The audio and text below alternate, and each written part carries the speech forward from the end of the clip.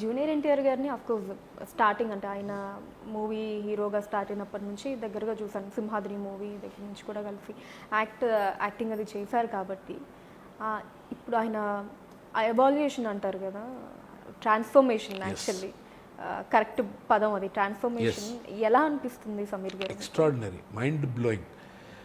ఈ ట్రాన్స్ఫార్మేషన్కి definition Tarak. Transformation, మనిషి ట్రాన్స్ఫార్మేషన్కి is a definition.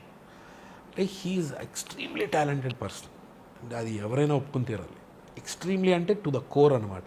ఏదైనా ఇదే ఆయనకి, ఏదైనా జస్ట్ చిటికెల పని. ఆయన డైలాగ్ డెలివరీ, డాన్స్, ఫైట్స్, ఇంకోటి యాంకరింగ్, ఏదైనా ఏది ఇచ్చినా సరే హీ విల్ షో పీక్స్. ఆ పీక్స్ అనేది తీసుకెళ్ళిపోతుంది ఆ లెవెల్కి. అది గాడ్ గిఫ్ట్, అది గాడ్ గిఫ్ట్. ఆ బ్లడ్లో ఉంది ఆబ్వియస్లీ, బట్ గాడ్ గిఫ్ట్ కూడా. ఇట్ ఈస్ నాట్ ఈజీ ఆ లెవెల్కి రీచ్. అంత డెడికేషన్ కూడా ఉండాలి. ఎన్ని సాక్రిఫైస్లు చేయాలి, చాలా సాక్రిఫైస్లు ఉంటాయి. ఈ ట్రాన్స్ఫార్మేషన్ అనేది మీరు అన్న మాట, ఇంకా తన పర్సనల్ విషయంలోకి వెళ్తే చాలా అల్లరిగా ఉండేవాడు.